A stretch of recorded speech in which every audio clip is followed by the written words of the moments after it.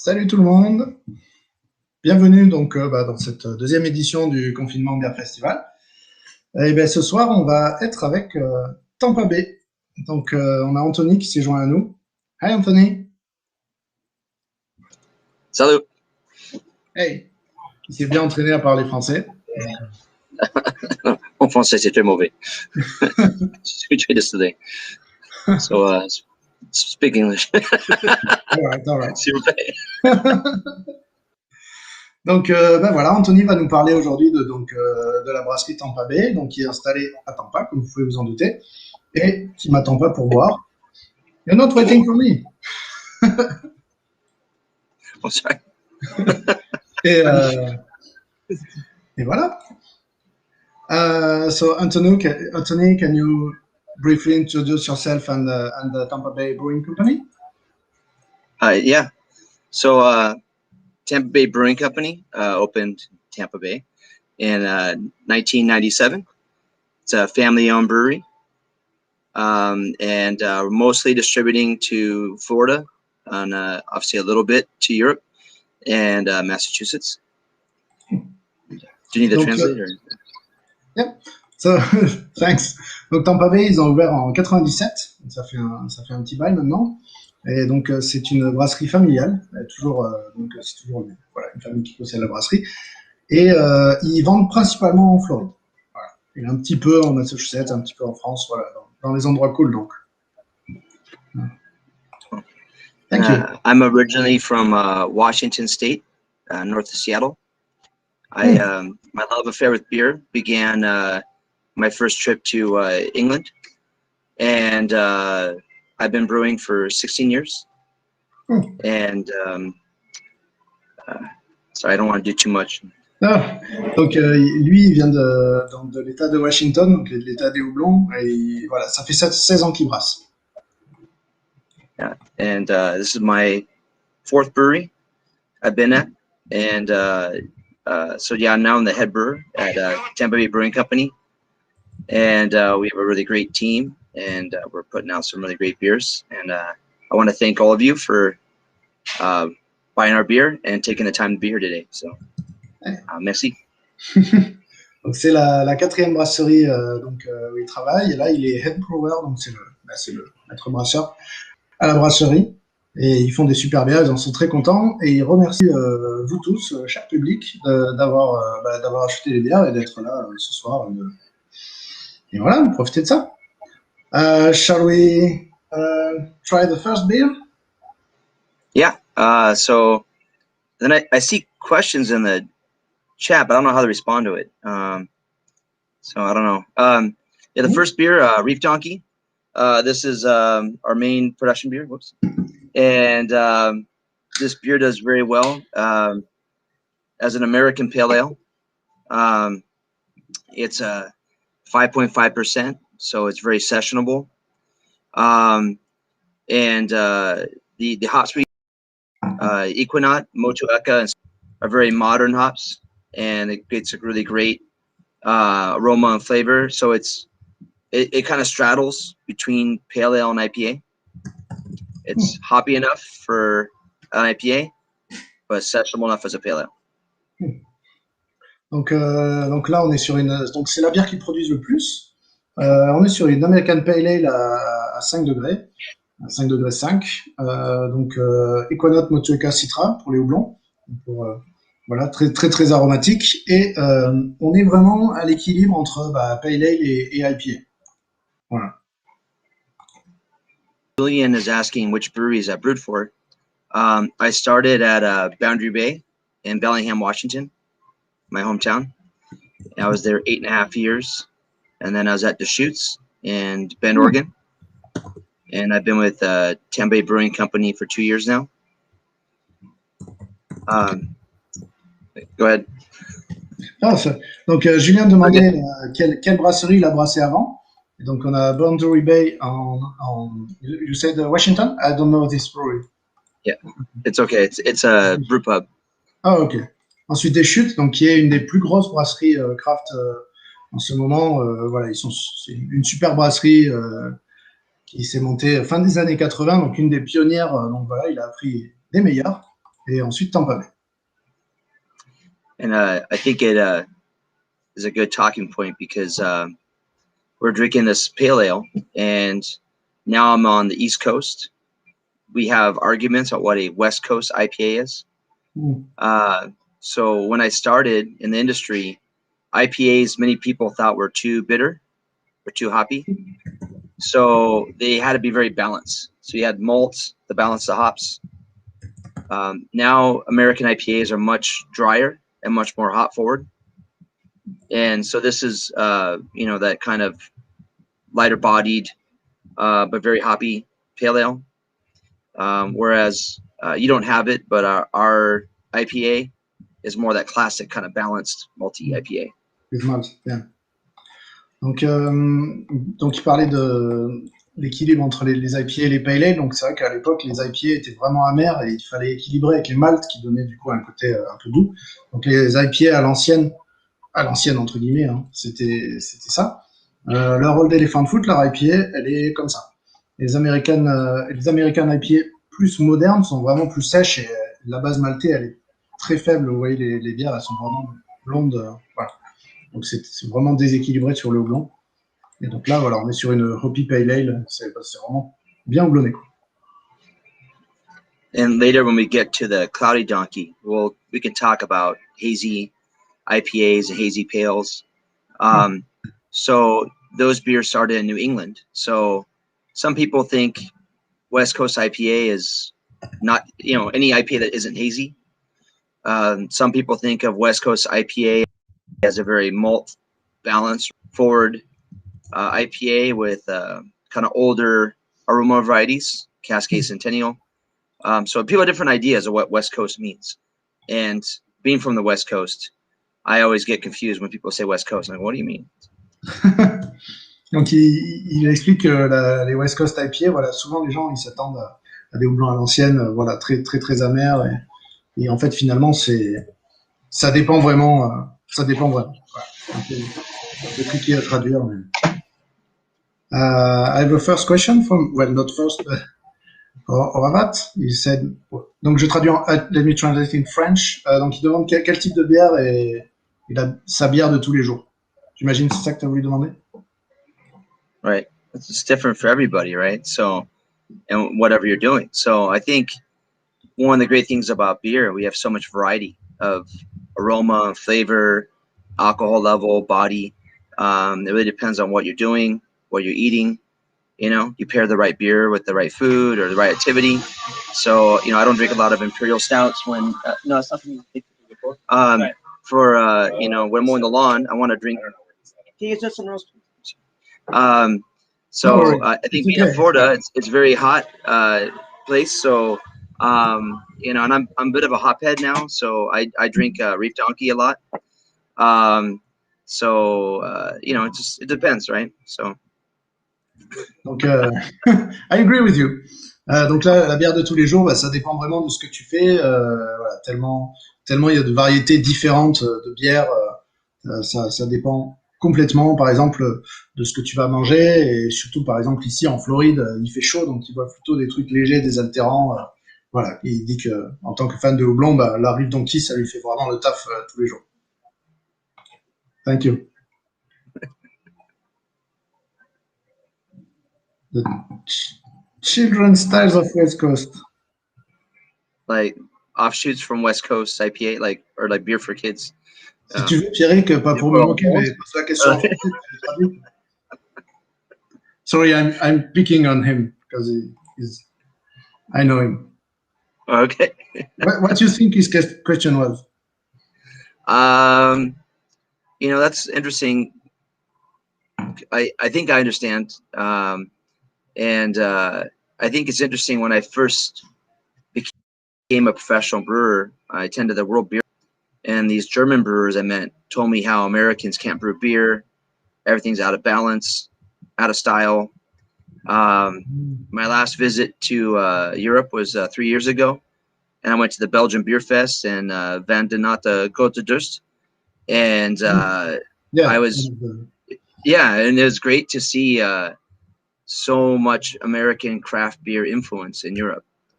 And old breweries you know, kind of trying to use similar ingredients, you know, advertising that citra hops and, you know, so many things have changed in I the agree. course It of my career. kind of turned around. Donc, il parlait donc de l'héritage de la scène de la bière. En fait, à l'époque, c'était les Allemands. Enfin, il mentionne les Allemands, mais en gros les Européens qui disaient mais vous les Américains, vous savez pas brasser de bière, c'est déséquilibré, etc. Et en fait, finalement, il y a 3 ans, il était au Grote Dorst, donc qui est un des bars historiques alambics dans le sud de Bruxelles, enfin, à visiter. Et il mentionnait que pas mal de bières, justement, étaient influencées par les bières américaines et non l'inverse, avec dans des mises en avant du houblon citra, etc. So I think it's, Sorry, go go ahead. on. I said I agree with Clementine. It's a great beer to start the week.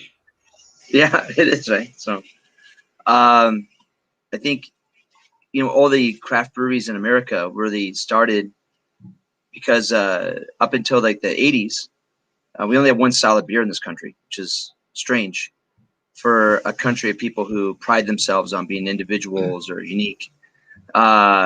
So really craft beer was American brewers going to Europe and seeing all the great beers in Europe that we didn't have. So we started making, you know, IPAs and different lagers, and but we've really have mutated those styles into new things. And so I think it, again, it's interesting now to go back to Europe and seeing the next generation of brewers and how it's gone full circle. So like maybe we're inspiring, you know, new beers in Europe now. I think that's really exciting. Yeah. Donc voilà, aux États-Unis jusqu'aux années 80, en gros, les gens ne buvaient qu'un seul style de bière, quoi. C'était vraiment la Terra. Et voilà, donc les Américains qui voulaient boire des bonnes bières, ils allaient en Europe, sauf que au bout d'un moment, ils se sont mis à brasser ce genre de bière, et voilà, c'est chouette de voir l'évolution et comment les choses se sont, entre guillemets, inversées. And also, sorry. No, go ahead. Please. Go ahead. Okay, go ahead. Also, as a brewer, I've seen so many new ingredients available now than there used to be, especially with hops. So I think it's a very exciting time to be a innovative brewer because we have more variety of ingredients than I think ever in the history of brewing. So I think it's a very exciting time. I agree. Donc il dit qu'en tant que brasseur, c'est vraiment chouette d'être brasseur maintenant parce qu'on a vraiment accès à beaucoup de nouveaux ingrédients, beaucoup de nouveaux houblons surtout. Et voilà, donc c'est vraiment chouette d'être là maintenant. On peut être vraiment novateur.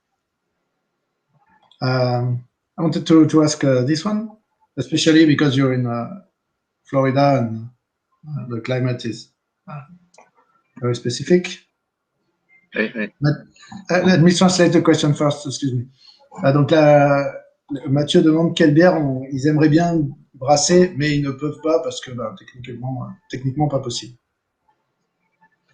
There's kind of two parts to this question. One is the beer market here is maybe very different than the beer market in the Pacific Northwest where I'm from, right? So one part of that is if I brew barley wines, English style like bitters, they don't really sell. So, you know, what sells in Florida, it's a very kind of hype market. So pastry sours, hazies, you know, and then of course beers that fit the hot weather. So lagers, pale ales, you know.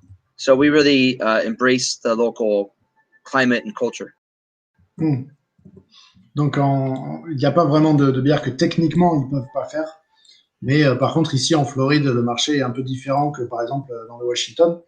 Et typiquement, par exemple, s'ils font un barley wine anglais, un barley wine ou une petite bitter, ça va pas très bien se vendre. Donc il faut aller soit dans le côté un peu hype des bières, donc les pastries, ils font beaucoup de pastry sour qui sont très bien faites, ou des Hazy Ipas. Et sinon, plutôt des bières qui sont faites pour combattre la chaleur, donc des petites lagers, des petites pale ale. Voilà. Right. And then the second part of that question or answer is, for example, when I worked at Deschutes, I was one of the brewers that worked with the barrel program. and I really enjoy making sours and wild fermentation beers, but my facility is not really made for that.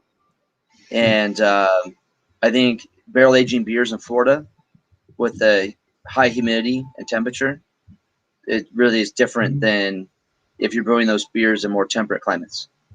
So, I think it's important for standards of quality to understand, what's going to work and not work where you are. So I would love to do more sours or wilds, but I can't right now in my current facility. Thank you, very interesting. Donc quand il complète un peu encore la question de Mathieu, donc quand il travaillait chez Deschutes, il s'occupait du programme des bières en barrique, et donc il adorait faire des bières acides, des bières fermentées avec des levures sauvages. Et là, ici à Tampa, c'est pas trop fait pour ça à cause de l'humidité, de la chaleur, du climat. Et donc il dit que c'est très important de comprendre aussi quelle bière va être bien faite ou pas. Voilà, donc il peut en faire, mais préfère pas parce qu'elles seront pas aussi bonnes que. Voilà. I have a question about the design of the cans. He says that they are vintage. Maybe that's and it's so you find this. Maybe it's not the right word, not in a bad way. Okay. So vintage, like in a cool retro. Does it work in English? So is that a wish? Well, Ricky, this is we've been using that for many years now. So when you're putting beer into distro or distribution, you can rebrand, but they kind of like it to stay consistent. People recognize. So on the can, this is the Reef is the amberjack. It's a fish, and many people in Florida recognize it for they don't even know the name of the brewery. They just know Reef Donkey. It's kind of funny. So when we're doing one-offs, we'll make a single print each one. As far as it being retro, I don't know. I think it's just I don't do the art. I just I make the beer, and I know that. Yeah. Pour répondre à la question sur les visuels des canettes qui étaient rétro, il disait que en fait ces visuels-là, ils sont là depuis toujours pour la Reef Donkey, et en fait les gens identifiaient plus la bière que la brasserie. Donc en fait là, ils changent pas trop parce que les gens ils cherchent la Reef Donkey, ils cherchent pas une bière de Tampa Bay. Et voilà. Et après c'est pas lui qui fait les canettes, lui il aime bien brasser, donc voilà. I have a question from Margot. Speaking about beer styles, she wonders what will be the next trend in craft beer, in your opinion? Tricky one. We all wish we knew, right? So we could be Depends. the innovator. Right? That's a good question. I think, I'm not really interested in trying to chase trends. As a brewer, I'm more interested in what do I want to brew, and what do I, like I said, we have new ingredients all the time. So I try to think, would this new ingredient work better? Would this give me better flavor or aroma? So we're always playing around with things because, we are always excited about new flavors and new things. But as far as like style, right now the kind of hype style are these slushy beers, where they're putting fruit in post fermentation, and I'm not interested in doing that. My facility, I'm not really gonna do that because I don't want to have cans on the store shelf exploding. So it might be very in vogue right now, but it's not something that I'm interested in doing personally. So, I can't say I know what the next style is going to be. Your artwork's too retro. Oh, yeah, today varsity retro. I didn't. Some guy did. I didn't. Um, so yeah, I can't say what and also the markets are very local too. Like I said, the beer market in Florida is very different than California or Washington or New York or France. So you can't just say like one beer style is going to be the future. So I wish I knew the answer, but I don't know. Donc pour répondre à la question de Margot, lui, en gros, il s'intéresse pas beaucoup à ce qui va marcher, plus à ce qu'il veut brasser, ce qu'il va pouvoir brasser de sympa, quel nouvel ingrédient il va pouvoir utiliser, avec quoi il va pouvoir l'utiliser, qu'est-ce qui va bien marcher. Et donc voilà, ce qui intéresse, c'est plutôt des nouvelles saveurs, des nouveaux trucs.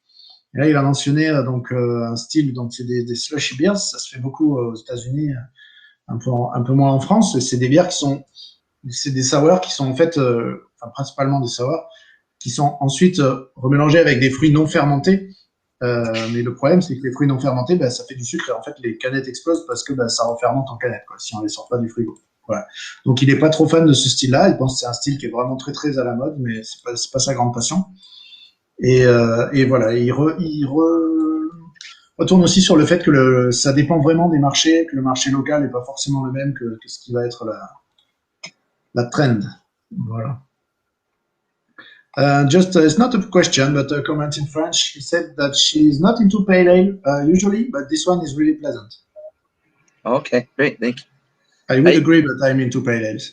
I've been trying to read the text, and I understand like a little bit, but not enough to really get everything. So, yeah. All right, thank you for translating that, because I was wondering. Do you want a stupid question? Huh? No. I just said. Oh, go ahead. Oh no, sorry. So this guy said you both look alike. Are you the same family? Simon, are you from Florida? Thanks. Sorry about that. I think he's insulting. No. I'll take the compliment. Thank you. One thing, maybe, because you mentioned the local market and also Reef Donkey, one of your good customers is Disneyland, right? Who? Disneyland? A good customer. Disney? Dissident? Oh, Disney. Yeah, Disney. Sorry, I pronounced it sorry. French. It froze. Our Old Elephant Foot IPA, our biggest customer for that is Disney. So my production of that varies with how the season and how busy Disney is. Yeah. That's really amazing. Donc leur plus gros client pour la Old Elephant Foot, l'IPA, c'est Disney World Orlando. And so wasn't the past years too painful for you? If you want to. No, okay to actually, we did better than most of my friends. When we shut down for COVID, there was no draft sales because no bars or restaurants were open, but the can sales in the stores went through the roof. So we started doing more small batch hazy IPAs and kettle sours and selling them ourselves. And it's been great for our brand. Cool. Donc, je posais la question bêtement, vu que avec tout qui est fermé, si c'était pas trop dur pour eux. Et en fait, pas trop, ils s'en sont bien sortis parce que les canettes sont très très très bien vendues. Et donc, ils sont amusés à faire des petits brassins de sour et de hazy IPA. Voilà. So it gave us time to be creative, and so we stayed very busy, and we sold a lot of really good beer. But now, of course, we're facing a can shortage. So that's a lot of new struggles through COVID. Donc ça leur a bien donné le temps d'être créatifs du coup et de s'amuser. Là, ils ont un nouveau problème, c'est qu'il y a une pénurie de canettes aux États-Unis. Donc, for example, with people driving less, they produce less corn for ethanol. The fermentation of corn was a top producer of food-grade CO2 for the beverage industry, and thus we were facing a CO2 shortage and never understood those connections before COVID. Wow. That's surprising. Donc apparemment, si j'ai bien compris, donc avec les gens qui conduisent bien, en gros, ils ont moins besoin de, il y a moins de production d'éthanol qui se fait apparemment avec le maïs. Donc je dis peut-être complètement des conneries parce que je suis en dehors de mon aire d'expertise, mais du coup, en fait, il y a aussi une pénurie de CO2. Bruno, parce que les gens conduisent moins. I have a question opposite to COVID. So Clementine mentions there is a theme around the fish and the sea in your designs or beers, and if that's is that a thing for you? And are you maybe engaged in some boat activities or charity regarding the sea, the fish? Right. Our owner, among many things, he's an avid spear fisherman. And so we have a Reef Donkey boat. Yeah, he hasn't taken me out yet. I've been waiting for a ride. I haven't gone out yet. But Florida, yeah, we're all very great state for fishing. And we definitely donate beer and support some of the spearfishing events. And some of them, they go out and hunt for invasive species to remove them from corals. So things like that we'll support, that are very supporting the outdoor recreation and spearfishing. Cool. Donc David, leur patron, oui, le patron d'ailleurs, adore la pêche au harpon, et donc du coup d'ailleurs ils ont un bateau Reef Donkey. Il est magnifique à voir, je vous conseille. Et donc ils font pas mal ça, la pêche, et ce qu'ils font aussi, c'est qu'ils sponsorisent un club de pêche au harpon qui va pêcher spécifiquement les espèces invasives, voilà, donc ils font ce genre d'activité. Do you have a style that you don't like to brew, and why? Yeah, actually, I understood that one. So I don't like to brew. Me personally, or like as a brewer, or like as a company? I think this one's for you. Huh. You know, I don't know. I think as a brewer, I've always enjoyed doing new things. So it's difficult when you become a production brewer and the focus is, you know, consistency and quality. So, you know, I always like to find ways to be creative. And so I think every brewery I've been at, there'll be one beer I don't like to make because it's difficult to brew. Maybe because of the grain bill or lautering, or I don't agree with the ingredients. But I also have always, even if I don't like brewing that beer, I always do the best I can because, you know, I think it matters if you care about what you're making. And when you care, you make a better product. So even if I didn't like the beer, I'm sorry, I'm talking too much. I should let you translate. No. Go ahead. Okay, good. I'll finish. So I used to joke, if you're not brewing the beer you love the beer you brew. Because it's a reflection of you as a brewer, and it's part of the whole effort for the brewery. So, you know, even if I didn't like that beer, I want it to be the best batch of that beer ever. Every time I brew. Does that make sense? I agree with you, actually. Donc, pour répondre à la question, est-ce qu'il y a des styles de bière qu'il n'aime pas brasser? Pas vraiment. Après, ce qu'il adore, comme vous l'avez compris, c'est de faire des nouvelles choses. Donc, c'est vrai qu'un des gros travaux du brasseur, c'est de rebrasser la même bière et qu'elle soit toujours la même, toujours aussi bonne. Donc, c'est pas toujours facile. C'est même la difficulté. Et ce qu'il disait, c'est que même s'il y avait certaines bières qu'il aimait pas brasser, il faisait toujours son maximum pour que ce soit le meilleur batch de cette bière. Donc, avec if you are not brewing the beer you love the beer you brew. Et voilà, si t'aimes pas la bière que tu es en train de... Voilà, bon, je me suis perdu tout seul. Vous avez compris en anglais.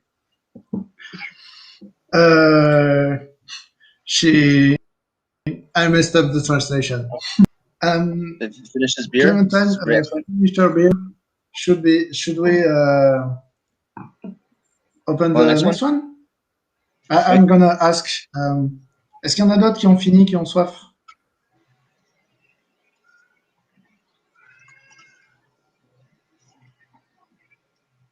Ouais, nous, on ouvre. Allez. All right.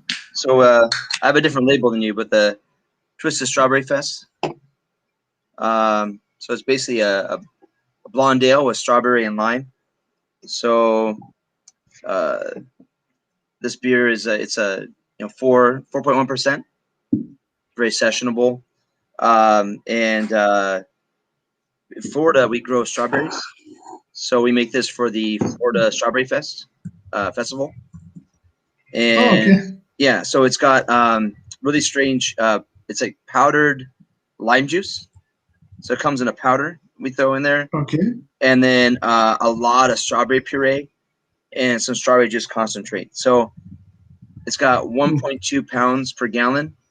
I don't know kilograms per liter. Sorry. But it's 1 gallon is like 4.5 liter, I think. So a lot of strawberry, which really gives it the color.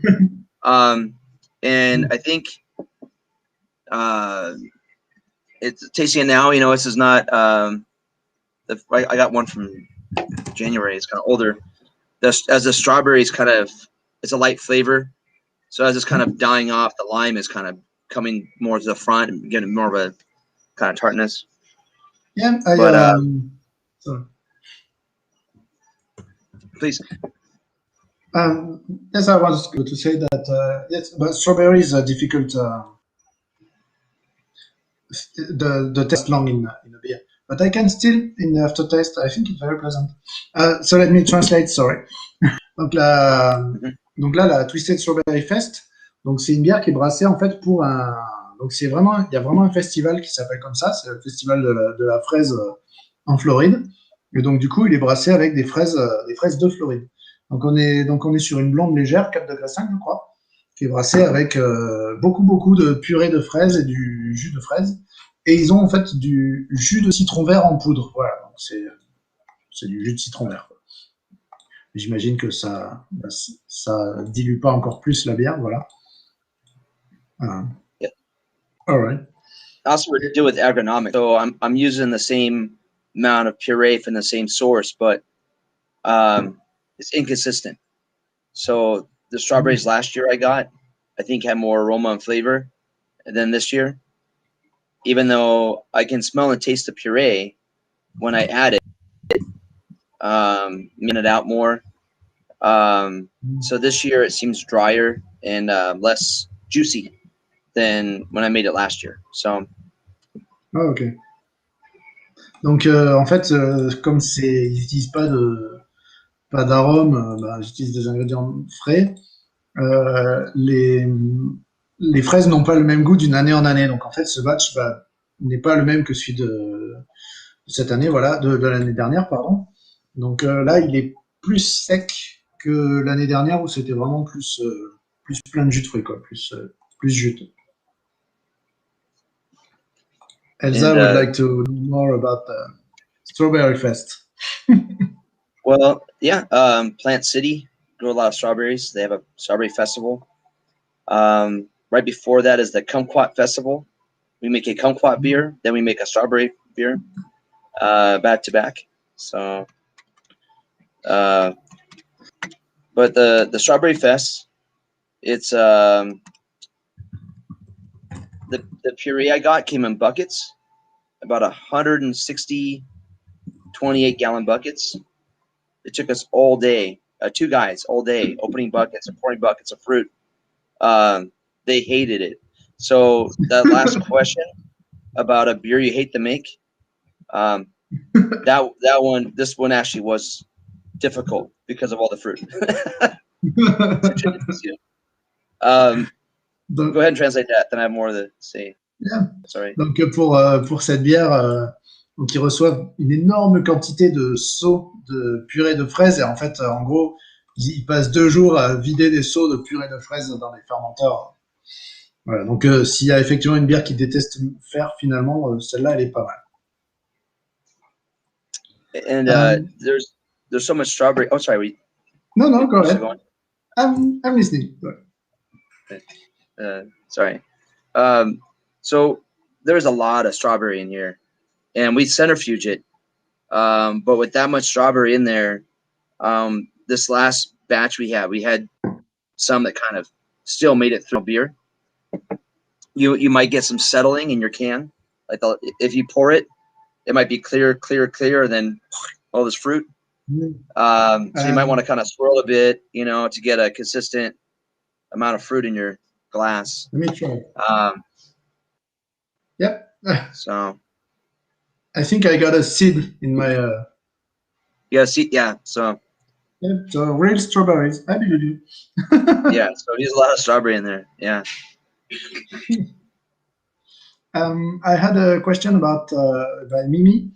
He wonders, you don't write down the hops you are using on your cans.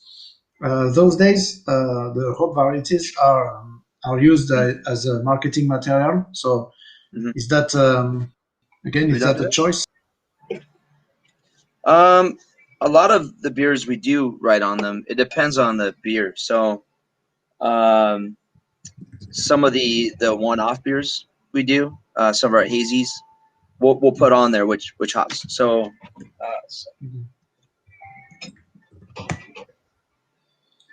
like I just released Transmission Zero here. Geez, it's so awkward. The can, right? We usually stay on there. It says Strata and Talus. Okay. So we'll put on the label what hops we're using. Okay.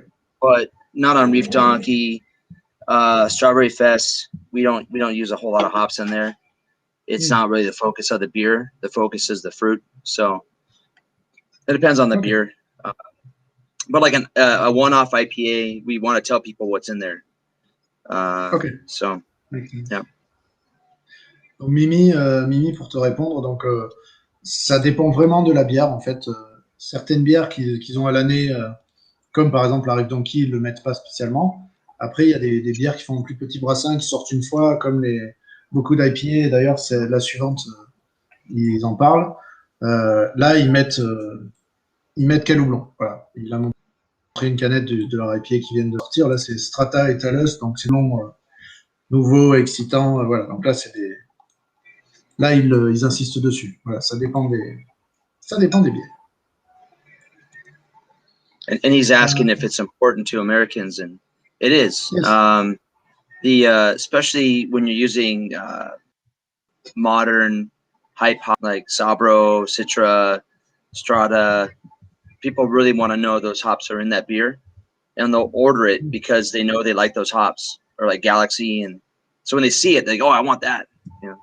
And I'm the same. When I go to a beer menu, I see, I know what I like, so it is important. Yeah.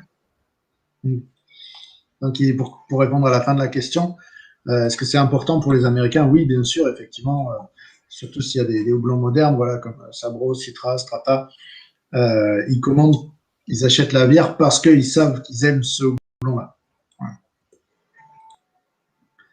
Voilà. I had a question from Confinement Bière Festival. The difference in the color are impressive, an idea of white, but I think that it was mostly because I didn't pull the bottom of my can. I don't know. Right. Yeah. So yeah, it's just because we use so much puree. Like I said, and when I get it, it's coming from a farm, and they aren't always consistent. Sometimes the flavor I get is a little bit like unripe, that kind of sour, tart, unripe strawberry, or maybe they're getting some of the stem in there. And then the color, was because it's settling out.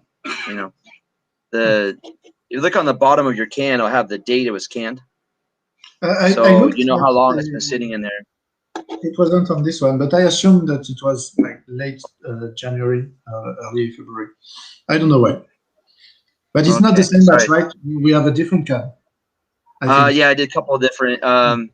So yeah, different label, but same beer. Yeah, I had to use up last year's labels before the new ones. Okay. Trying to make up loss from COVID. You know, don't want to waste any more than I have to. So.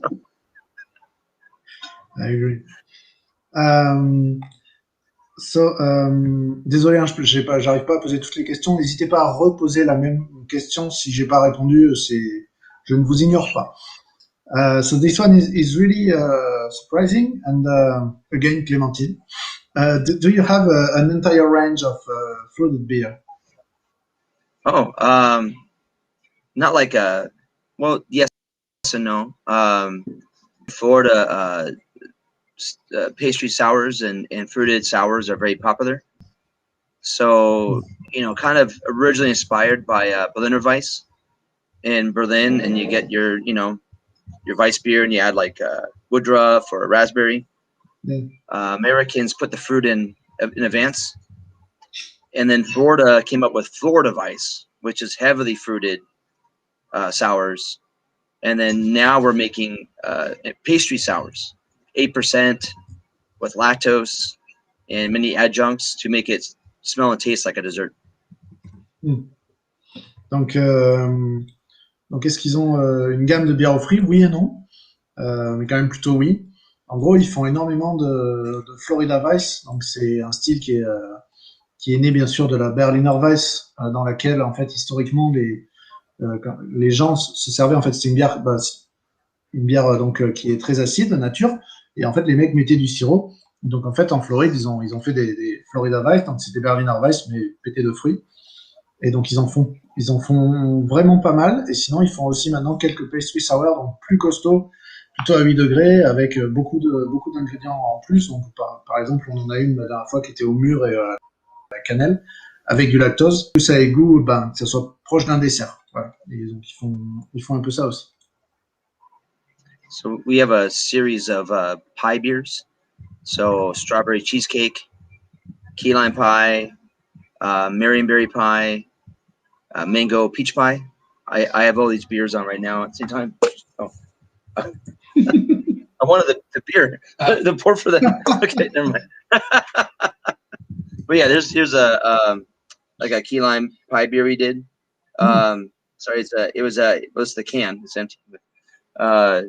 It was 8% kettle sour.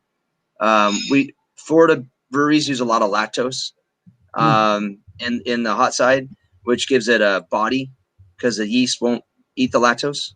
Yeah. Which also I don't like because my body doesn't like it as much either. So I can drink so much. So I don't use as much as some breweries do. It gives it sweetness. We put our fruit in the fermenter so that it ferments out, and I don't have to worry about the can exploding. And we might use other ingredients to give it a dessert flavor, like cinnamon, or I'm very fond of lignin vanillin, which comes from Norwegian lignin trees. Oh, okay. And it has a very strong vanilla sensory, and when used in high amounts, has like a tactile kind of feel, like a kind of cake. Ok. Donc ils ont aussi une série de pailles, donc c'est une tarte bière. Et donc ils ont fait par exemple à la fraise, au citron vert, pêche, mangue. Donc voilà, beaucoup de brasseries utilisent du lactose dans l'ébullition. Enfin dans le brassin quoi.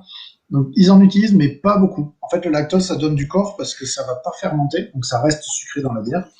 Mais ils préfèrent en utiliser pas beaucoup, voilà, parce que c'est pas très digeste et puis que aussi voilà, si c'est trop sucré c'est pas bon quand même. Il l'a pas dit mais il y a ça.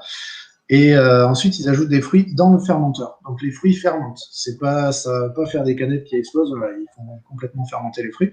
Et ensuite pour donner le côté pastry, ils ajoutent par exemple beaucoup de la cannelle comme je disais, et aussi donc une baie apparemment qui est en Norvège, qui donne un côté vanille. La vanille, c'est pas du sucre, mais ça peut donner un aspect sucré en goût. Voilà. I missed a couple questions about maybe would you be interested sometime in doing a collaboration with a French brewery, and do you maybe have a focus if you know any French breweries you would like to make a collaboration with? I don't have any French connections, so but yeah, we'd like to be interested in. We have our own Badass Beer Fest in November, which is after hurricane season. We have a lot of Swedish friends, so we didn't have the festival last year, but 2 years ago we had like 5 or 6 breweries from Sweden. I've been talking with Sifon in outside of Bruges. I visited there 3 years ago. Today, actually, Facebook told me it was today, 3 years ago. Maybe doing a collab with them in the future. But yeah, I don't have any French connections, so maybe you guys connect me with someone. We'll start talking. We will. Yeah, when traveling will be in order again, we'll fix that. The next year and future, or we can start trading beers and talking. Yeah. Donc j'ai posé la question sur les collaborations. Effectivement, j'étais passé à côté. Donc je lui ai demandé s'il était intéressé pour faire une collab avec une brasserie française à un moment ou à un autre. Donc il a répondu qu'il n'en connaissait pas trop, enfin qu'il n'avait pas de connexion avec des brasseries.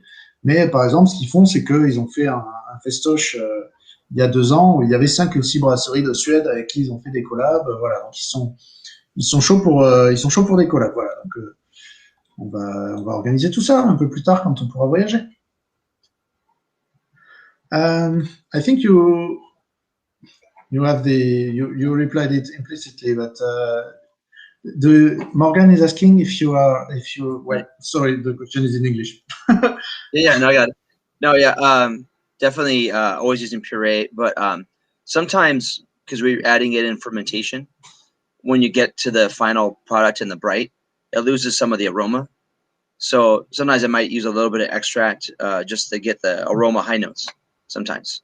But this Strawberry Fest, there's no extract in it. It's just the fruit. I mean, there's so much strawberry. It's very good, by the way. Donc Morgan demandait s'ils utilisaient des arômes artificiels parfois dans les bières. Donc la réponse, donc non. Mais donc parfois, donc ils utilisent beaucoup de fruits dans les fermenteurs, mais bon, comme ça fermente, parfois ça n'a pas le rendu escompté. Donc ils corrigent un peu avec des extraits naturels, voilà. Mais c'est pas des arômes artificiels. Et voilà, et typiquement dans celle-là, il y en a pas. Voilà.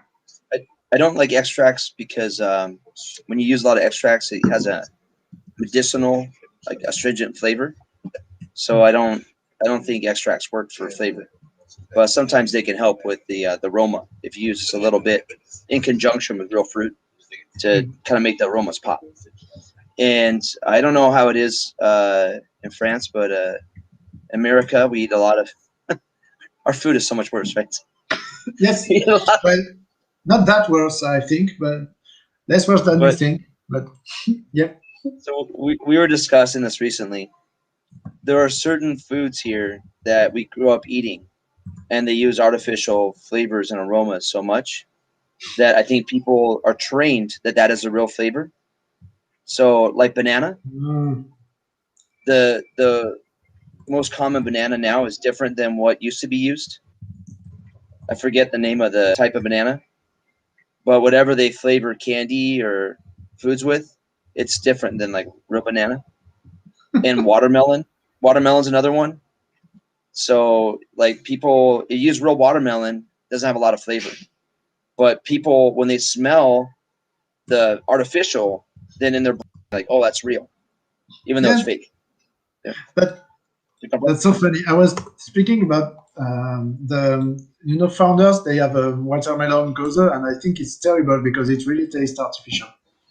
So, right, what you were saying.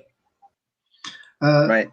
Donc, il ajoutait qu'il aime pas utiliser les arômes, parce qu'ils disent que des arômes, ça donne des faux goûts, mais c'est vraiment pas bon. Mais par contre, si on en utilise en complément des vrais fruits, ça peut donner un peu de peps, voilà, ça peut soutenir ça. Et il parlait, donc, il racontait qu'aux États-Unis, les gens étaient tellement habitués aux arômes artificiels des fruits, genre dans des bonbons, des trucs comme ça, que dans l'esprit général des gens, le, le goût artificiel, c'est le goût du vrai fruit. Voilà. Donc c'est assez tristoun. Following. Yeah. So I've used distilled hop oil, and we've used some incognito, and we use cryo hops. So these new concentrated hop products, some of them I don't think have the same kind of true to the hop aroma flavor that I want, and some work very well.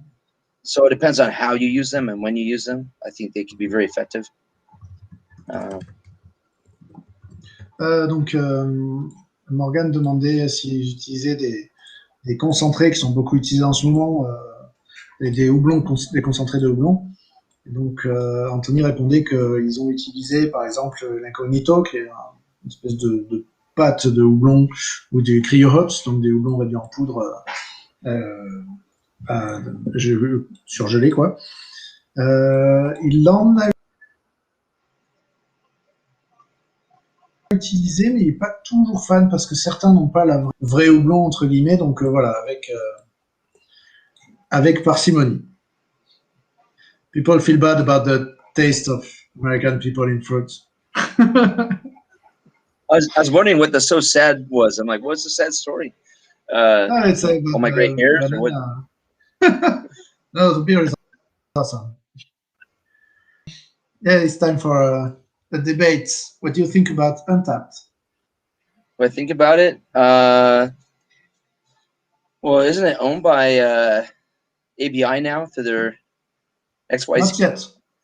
I thought they bought it. Oh, well, I thought they did. No, they bought Red Beer. You know, I don't pay too much attention to it, to be honest. I think people have fun with it though, because they can, you know, get little badges, and I do like to check in to see what kind of comments people have, because of course I I appreciate like honest feedback. But when someone gives a sour beer I made 2 stars and start with, I don't like sour beer, or I don't like IPAs, I'm like, well then, you know, why are you buying one and rating it if you don't like that style of beer? I don't understand. So. I agree. Donc Untap, ouais, il s'en fout un peu. Il aime bien regarder les commentaires des gens. Il aime bien quand il y a des retours honnêtes. Ça aide à progresser, on va avoir des retours honnêtes. Mais d'un autre côté, il y a énormément de gens qui achètent une bière acide, qui disent j'aime pas la bière acide et qui mettent 2. Et donc du coup, c'est un peu con parce que ça sous-note une bière qui est normalement très bonne. C'était cadeau. I think, you know, to further elaborate on Morgan's question, I don't think every American likes fake aroma, but there are certain fruits that people's brain, like sensory-wise, has been trained incorrectly that the fake is more true than the real thing. But also in Florida, in particular, the style here has to be like over the top fruity all the time. Whereas where I'm used to brewing beer that is more balanced or subtle. And so I always want the fruit. If there's fruit in a beer, I want that to be the star, not the spices or anything else. And I always want to, you know, use a lot of fruit if I have to get the natural flavor. But yeah, sometimes I have to like maybe supplement something. But the focus is always on the starting with good quality fruit. You know, does that make sense? Yeah. So I'm not relying on extracts, but sometimes a little. But it's always that's last minute, last resort. Donc voilà, donc on a remis une couche sur les gens qui sont entraînés, dont les cerveaux sont entraînés reconnaître les fruits plutôt aux arômes artificiels qu'aux vrais fruits, donc c'est vrai que c'est un peu tristoun. Donc il en profite pour revenir sur les bières qui sont aux fruits. En ce moment, la mode, c'est que les bières soient surfruitées, vraiment pétées de fruits, donc il faut que ça ait que goût de fruits, et donc il préfère quand même quand c'est équilibré.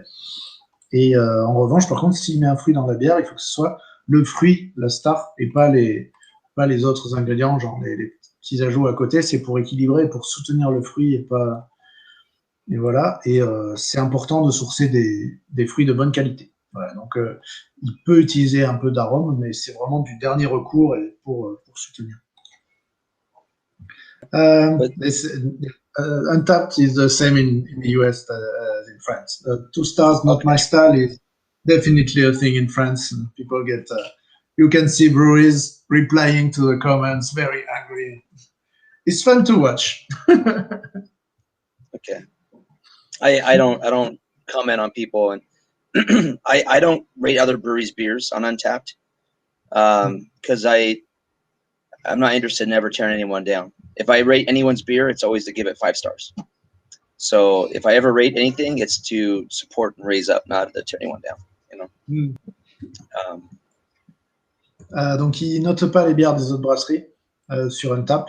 Et si jamais il doit noter, en gros, il va mettre 5 étoiles parce que c'est pour soutenir. Et voilà, il veut pas enfoncer les gens. Ready for the next beer? Or? Yep. Cloudy Donkey? Let's do Cloudy Donkey. Now we get to talk about hazies.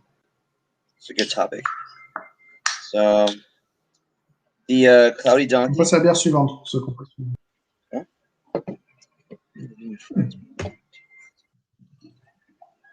It's cloudy. Okay, yeah, so when I first got introduced to cloudy beers, I thought maybe they're just lazy and not filtering, or but I learned a lot of the science behind hazy beers, and it really begins with your grain bill. So lots of oats and wheat, a lot of protein, in particular the prolamines. That gives it a stable haze.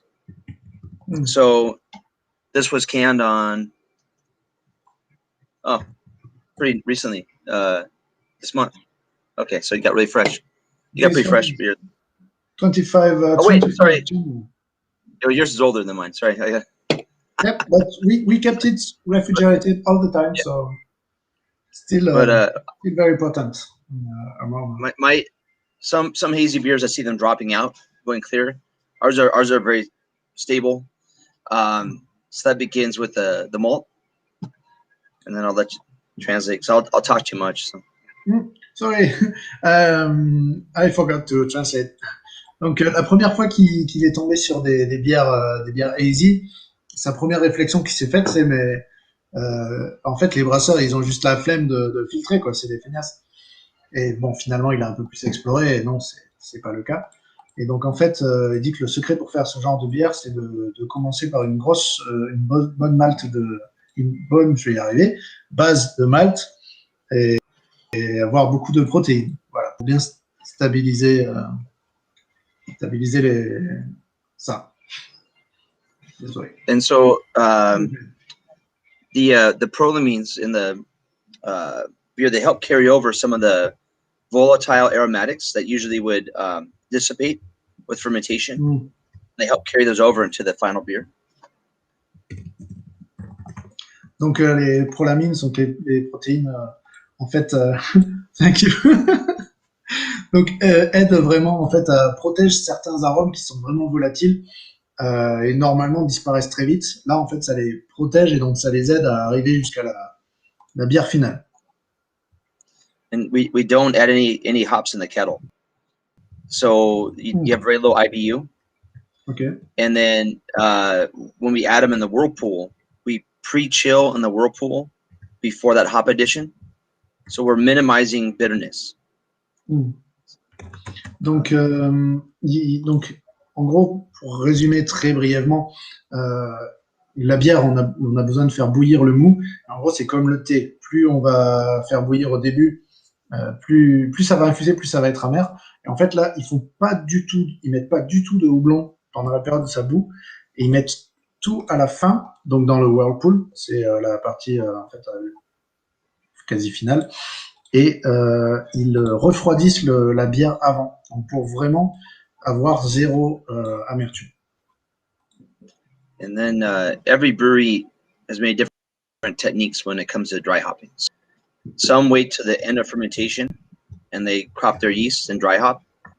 We are doing dry hopping during fermentation because of the biotransformation that the yeast converts aroma compounds.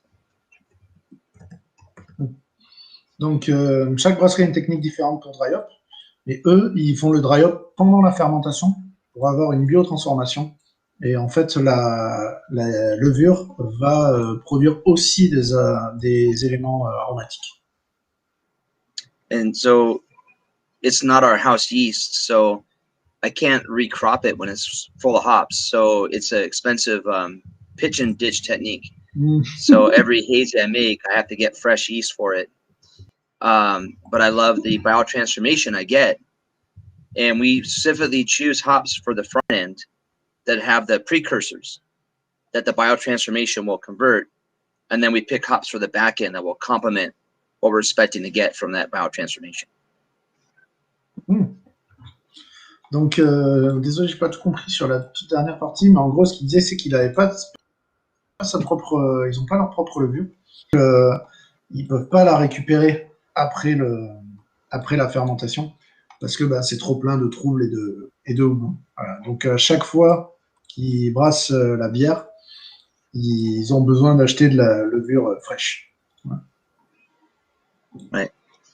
So this Cloudy Donkey, it's just a hazy version of Reef Donkey. But we also make a Space Donkey right now. It's a hazy with Galaxy hops.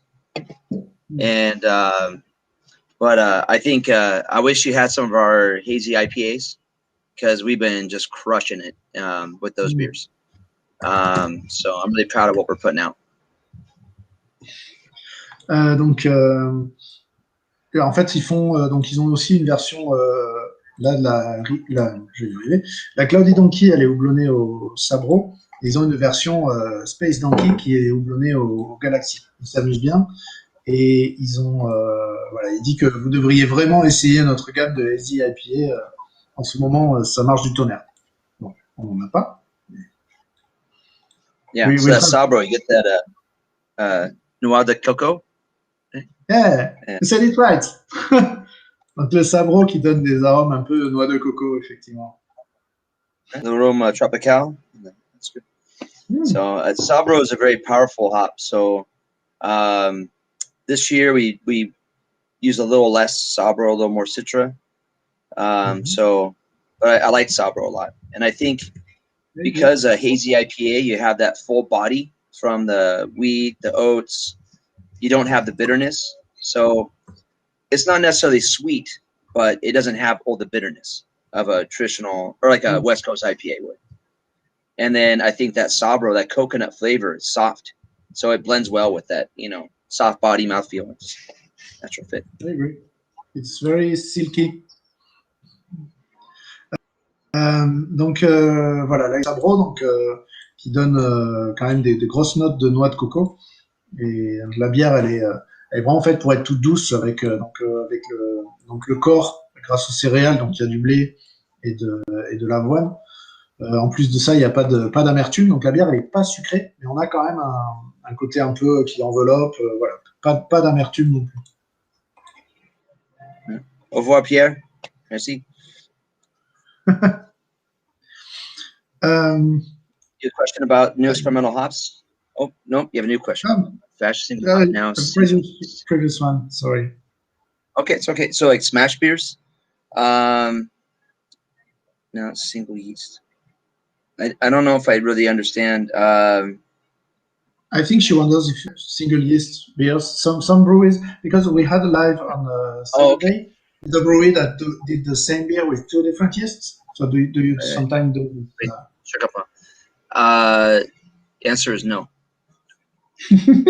Quick one, sorry. But I have before at other places. Donc non, Morgane, ils font pas de. Morgane demandait s'ils faisaient des bières qui mettaient vraiment en avant certains types de levures, et pas vraiment. Voilà. Il est très content pour ceux qui le font, mais voilà, lui c'est pas son délire. Now, When it comes to hazy, wait, let's go back to these things. So 2 years ago, when we did our Badass Beer Fest, we did like 9 collabs that week, and 6 of them were hazy IPAs. So that one week, we did all these different yeast strains, different malt bills, different hops, and because we did them at the same time, we were able to really do what we thought worked best for us. And because of that, we find that we like the London fog yeast the most, and we like doing that active fermentation dry hopping. And so it's expensive, but we find it gets us what we like. So that's why we do it that way. Cool. I'm glad you added that. Donc, en fait, il y a 2 ans, donc, ils faisaient leur Badass Beer Festival. Et ils ont sur 9 bières, en fait, il y avait 6 différentes Hazy IPA, parce qu'ils avaient brassé à peu près en même temps. Donc, elles avaient toutes des houblons différents, des maltes différents, des maltes différents, et des levures différentes. Donc, en fait, finalement, ils ont réussi à se faire rapidement leur propre avis sur quelles étaient leurs préférences. Donc voilà. Donc, par exemple, ici, c'est la London Fog, la levure qu'ils préfèrent. Les techniques de dry hop, c'est pendant la fermentation active. Et voilà, c'est des méthodes de brassage qui coûtent très cher, mais c'est comme ça que la bière est le mieux pour eux. Donc ils vont faire ça. And Julian asked about testing new hops. We do have a brew pub in historic Ybor, and they will do some smash beers. I have a pilot system I'll show you later, where right now we're doing some different dry hop trials, where I have the same beer in each tank, but different combinations of hops. Oh, cool. And then we'll put the different beers on tap here, and we'll do sensory and decide what we liked or didn't like. Awesome. Donc Julien demande s'ils arrivaient à tester les nouveaux houblons expérimentaux. Et donc oui, bien sûr. En fait, ils peuvent faire des petits brassins aussi. Ils ont un brewpub en centre-ville. En fait, ils ont un brewpub en centre-ville et leur brasserie un peu en banlieue. Et donc ils font beaucoup de smash. Et notamment, par exemple, ils font un brassin et ils le mettent dans plusieurs petits fermenteurs. On va aller visiter juste après. Et ils dry up avec des houblons différents. Comme ça, ils peuvent tester vraiment quel houblon est cool. I think this is the perfect transition to maybe a small brewery too. Okay, so I'm going to switch to my phone now, right? And On va aller visiter la brasserie pour ceux qui give me a minute. Chaud. C'est bon, hein, ça. Qui c'est qui aime pas le sabro ici?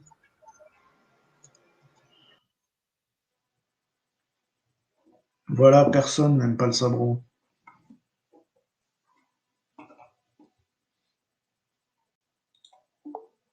Hop. How's the sound?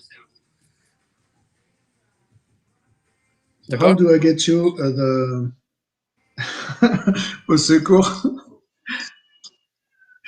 Can you hold your phone side? Is it the wrong side? Or? Yes. You want sideways? to your. Now you're upside down. Oh, wow. Sorry. Perfect. Bon? Yeah? C'est bon. So, all right. So first of all, here's a Reef Donkey. That's amberjack. So now you've seen a Reef Donkey. Donc là, c'est le poisson qui est sur les rives. Sorry. Okay, turn the camera around.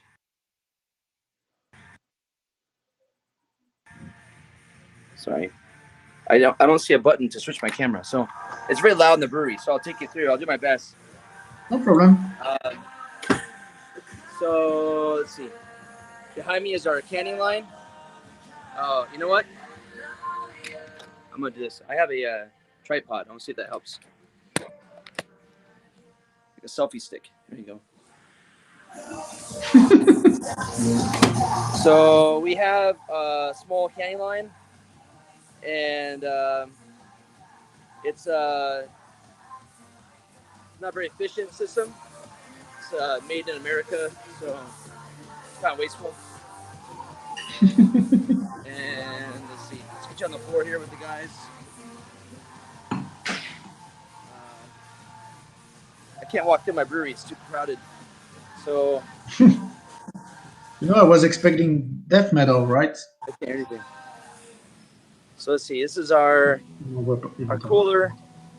It's named the Big Ass Cooler, but it's too small. We can't fit everything in here. We gotta. C'est leur chambre froide. Everything's stacked floor to ceiling, so when we get orders, we have to pull everything out and then put it back in. You can see all my hops back here. Just a lot of different varieties in our war chests. I wish I could turn the camera around. It'd be better. So, let's see. You asked about our pilot tanks. So here's a small pilot system. We're doing the dry hop trials. And our pilot brewery is just, it's buried behind kegs right now. It's basically like a homebrew system. And we'll do pilot brews on that. Donc là, c'est leur brasserie pilote. Donc là, ils font des tests avec des tout petits brassins. Comme vous pouvez voir la taille du ferment, de la cuve. Centrifuge. Centrifuge. It's the worst tour ever, I'm sorry. Oh, it's cool. I'll take up to the brew house here. So we have a 4-vessel brew house. It's 30 barrels. Je ne sais pas, hectoliter. Scotty. So. C'est des 6000, je crois, 5500. Mash mixer. And what are you brewing right now?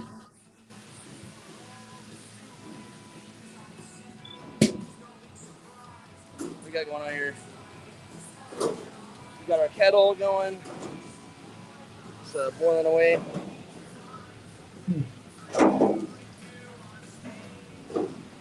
And Scotty's hosing out the whirlpool. Oops, sorry.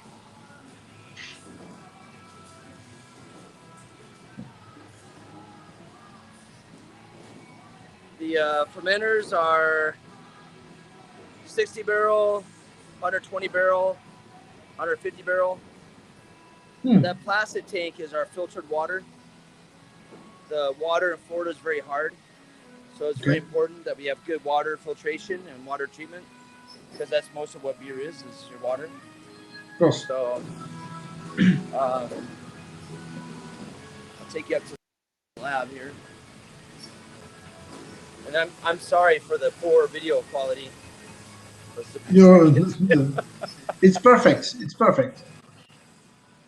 And then we have a small laboratory where we do PCR for micro. We count our yeast cells.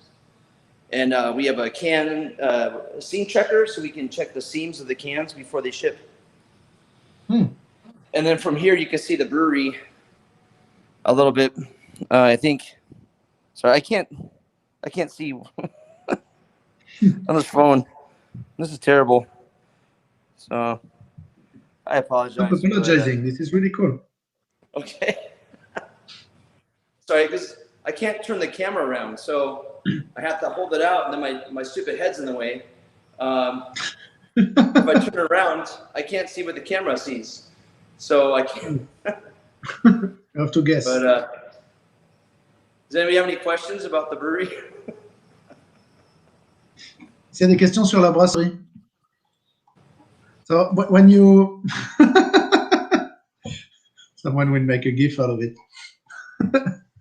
When you do a pilot batch, I was for dry hops. Don't you make a bigger batch on the main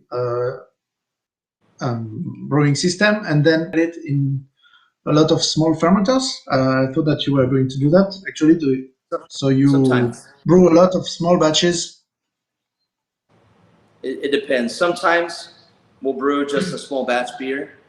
But if I'm just doing a dry hop trial, yeah, I'll just pull off wort into the tank so it's all the same wort, and then do different dry hop trials. That way it's the best way to experiment, eliminate other variables, right? Cool.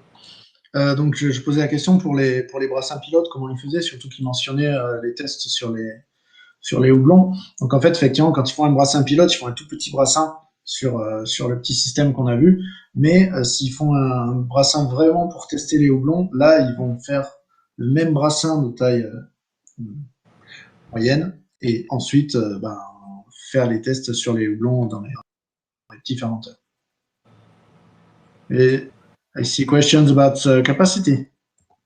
Capacity, I don't think we're capacity yet. I think we did about 17,000 barrels in 2019, and probably be a little higher this year.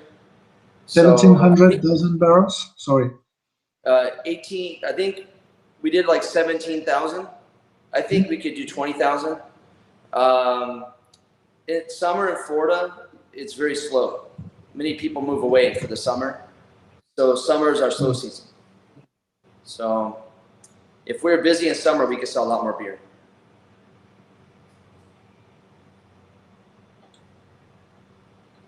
Hello? I think I froze. Sorry. Oh. Can you hear me? Did you repeat that? I'm really sorry. So at full capacity, you think 20,000 barrels? Yeah, I think we could do that. I think yeah, also you can visit right now. You know.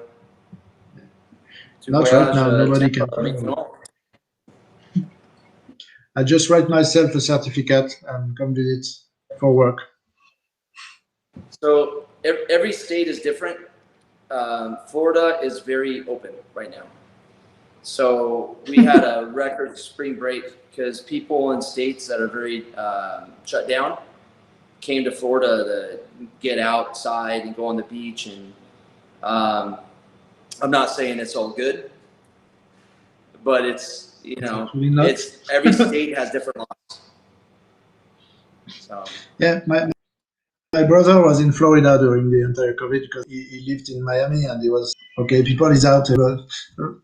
Nobody cares about the COVID in Florida. Yeah, it's really weird.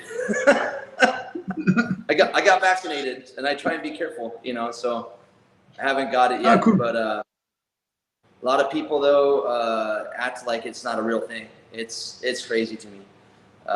So all I can say is everything is a calculated risk. So you just have to use wisdom and try to be careful. I agree. Donc sorry, I forgot to translate. Donc il parlait du Covid. Effectivement, si vous avez envie de venir visiter la brasserie, vous pouvez. Mais bon, en ce moment, on peut pas trop voyager. Il disait qu'en Floride, en gros, les gens faisaient pas trop attention au Covid et les gens se baladent dans la rue sans masque. Ils font un peu n'importe quoi. Et pendant le spring break, tout le monde est venu. Voilà. Mais que bon, lui, il faisait attention, il était vacciné, etc. On va pas se mettre à parler de politique Covid, mais quelques questions sur la brasserie, peut-être? What's the square foot, the size of the brewery, approximately? I don't know. Je ne sais pas. Okay. Je sais pas.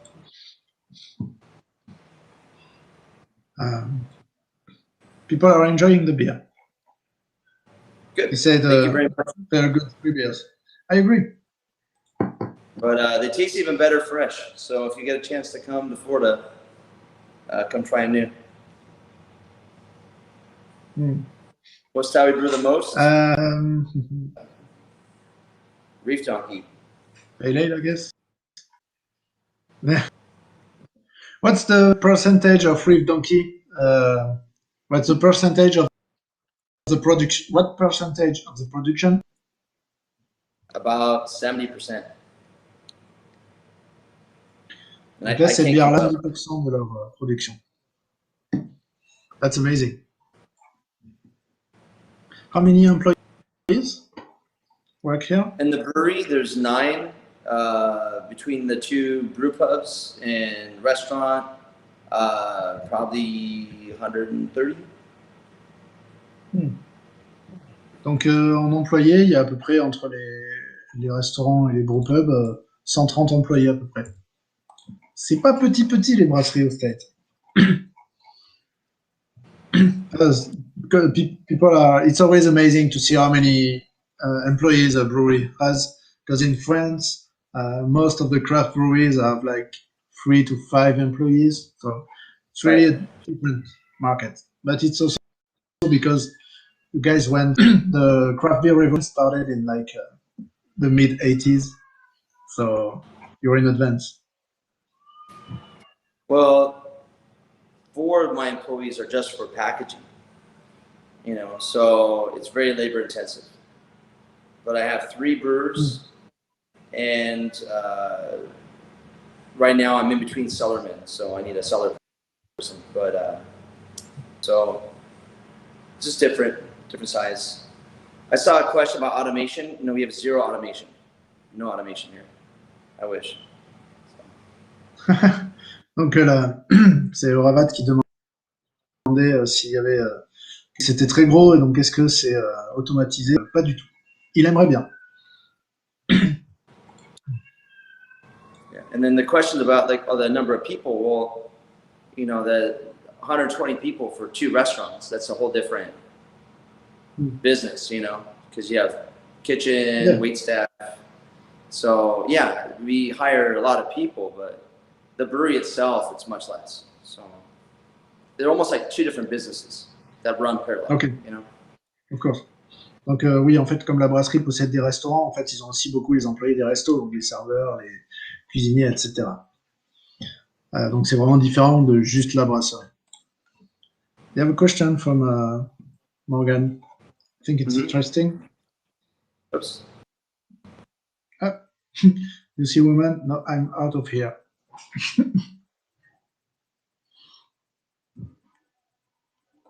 Bon, bah, il n'y a pas de femme.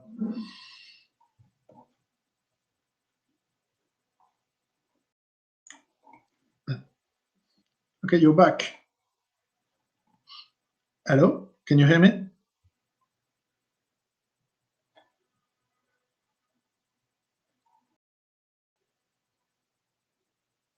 You're mute, I think.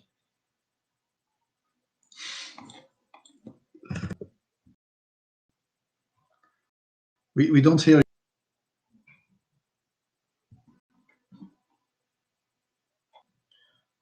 You are mute.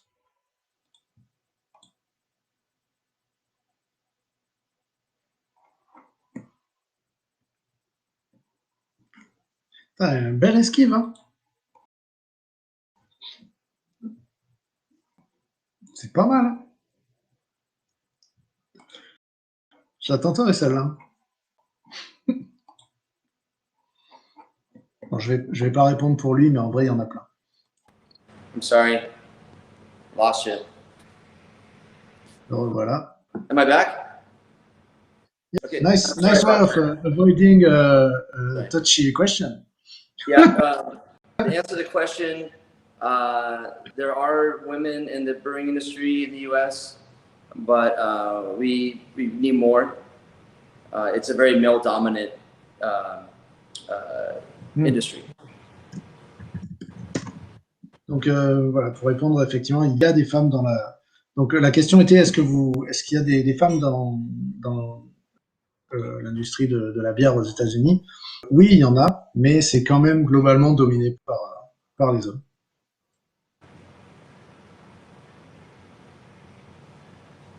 Any other questions?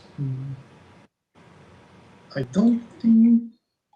Well, maybe do you want to? I think we are approaching closing time. It was Really cool to have you. I want to. Oh, question from my brother. About wheat beers?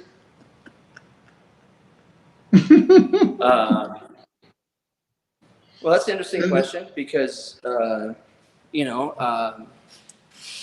cannabis oils, like don't really, you're putting oil in water, it doesn't really mix. So I think rather than wheat beers, I know brewers making beers with terpenes and, which are not cannabis derived, but can add aromas and flavors that are commonly found in both cannabis and in hops.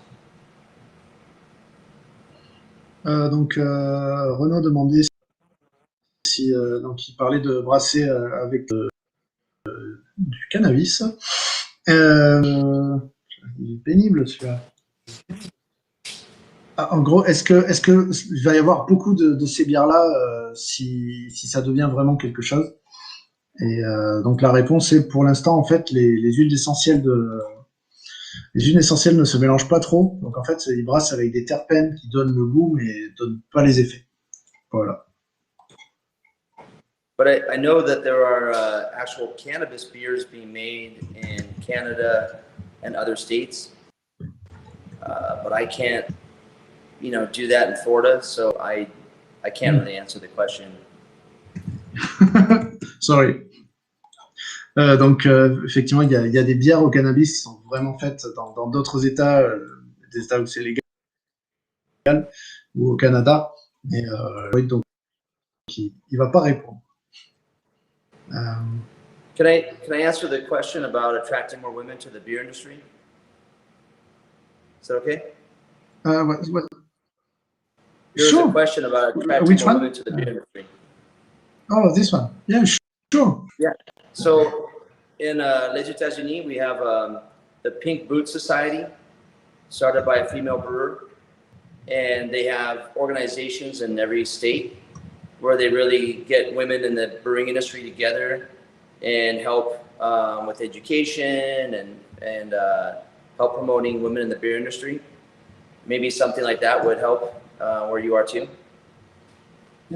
Actually, there is a Pink Boot Society in France. I think it's smaller than US, but Okay. they have it in France. They do a lot of collaboration with breweries, and women are very well represented in France in the brewing industries. A lot of and brewers also. So it's really cool. Mm-hmm. Donc Anthony répondait à comment il pourrait attirer les pour qu'elles travaillent dans la bière. Enfin, c'est pas la bonne formulation, mais voilà, il parlait de la Pink Boot Society. Donc c'est une association qui fait donc qui regroupe des femmes de l'industrie de la bière et qui font plein de trucs cool. Voilà, en gros. Et on a l'équivalent d'ailleurs du même nom en France. And then I think there's been a lot of, I don't know the real answer. If there aren't women who are interested in brewing, then I don't know how to make them more interested in brewing. But I know being a male-dominant industry, it's a lot of it's up to men to be more respectful and more open and more accepting to women in the industry. I think because craft brewing is very physically demanding, sometimes, it's easy for men to think, oh, I'll do a better job or something. But I know some really kick-ass women that are amazing brewers. So, I think, men really need to we got to step up and, really be welcoming and accommodating and open our minds more, maybe, it's part of the answer to that question too. Donc, effectivement, c'est quand même dominé par les hommes, ce milieu. Mais en fait, on va venir aussi beaucoup des hommes qui doivent être plus respectueux, considérer plus, pas préjuger présumer qu'ils vont faire du travail mieux. Et il connaît des femmes qui, font 3 fois mieux le boulot qu'un brasseur homme. Voilà. C'est plus une question de fond et l'amélioration va venir plus des hommes que des femmes qui vont venir dans le milieu. Maybe a question about the independent, the label? Great label. The Brewers Association? From the Brewer Association? Yeah. I don't know. I think we use it. I think it's on Reef Donkey. Yeah. Where's my camera? I think with the large breweries buying smaller independent breweries, some of them are friends of mine, and then they weaponize them to attack craft breweries.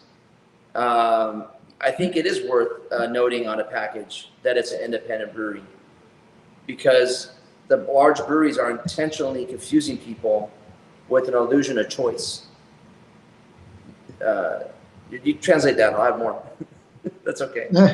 Donc, donc on parlait du label. Donc, en fait, ils ont un petit label qui certifie que la bière est produite. Donc, c'est la Brewers Association, qui est le lobby des brasseurs aux États-Unis, qui est quand même gros. En fait, ils ont un label qui certifie que la bière que vous achetez est voilà, la brasserie est indépendante. C'est pas, vous donnez pas des sous à une Bev, à une Ken, etc. Et donc, c'est très important pour lui de le noter, surtout que voilà, les grandes brasseries, les gros brasseries, en gros, ils confusent en leur faisant croire que vous achetez de la craft, comme la Guinness ou Goose Island, des trucs comme ça. Mais il va en parler plus. Sorry, go ahead. Thank you. Because we have 3-tier distribution, and many of the distributors are owned by or get incentives from the large breweries, they have a lot of power.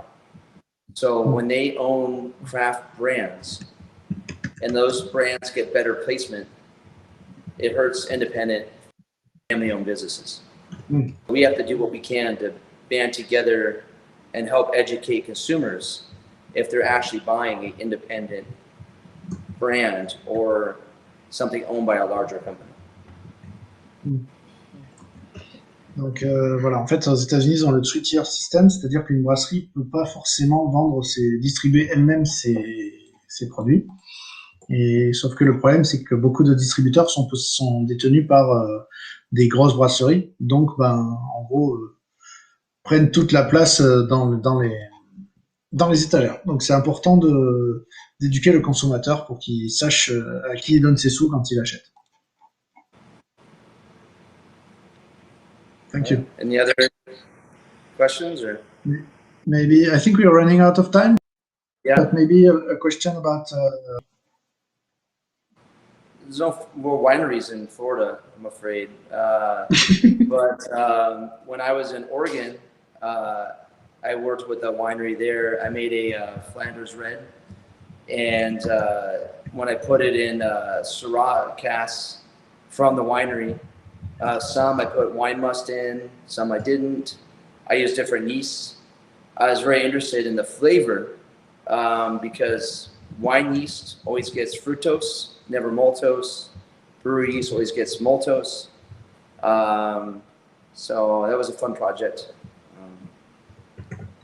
Donc voilà, quand ils étaient en Oregon, ils ont fait une Flanders Red en collaboration avec un vigneron. Voilà, ils l'ont mis en barrique de Syrah. Voilà. Et donc, il parlait de la levure qui utilisait le fructose et pas le maltose du sucre. Mais je sais pas. I missed some parts in the end. I know. I'm sorry. You're doing such a great job translating. I thank you so much. I know it's a hard one. But yeah, the simple answer is no. Do you maybe want to add something? I'm sorry, any question? No, I just want to thank you. Nobody asked, but you wanted. I really enjoyed, communicating with you through Simon, and I really want to thank Simon. We should give him a round of applause. Good job. So I'm holding my tripod, so I can't clap. But thank you. Yeah. And I just really, again, from the start of the conversation, I think it's wonderful to see how beer is a living thing. and how, you know, American craft beer wouldn't exist without European brewing traditions. And it excites me to see people in France who are famous for their good taste, that they're enjoying our beer. So, merci beaucoup. Thank you. Donc il remercie tout le monde. Il a vraiment adoré faire le live. C'était cool. Il a dit que vous devriez m'applaudir, donc applaudissez-moi, s'il vous plaît. Il remercie vraiment tout le monde pour les questions, la conversation. C'était voilà. Il a vraiment le fait de voir comment la bière invente, et c'est vrai que la craft américaine n'existerait pas sans la bière européenne quand même au début. Il est super content aussi que la France, qui est quand même réputée pour des gens de bon goût, apprécie ses bières. Voilà. All right. Thank you so much for taking the speaking with you as well. I think it was really cool, and the beers are amazing. So thank you so much. Let's do it again, because I got some ass beer coming. You know, you got.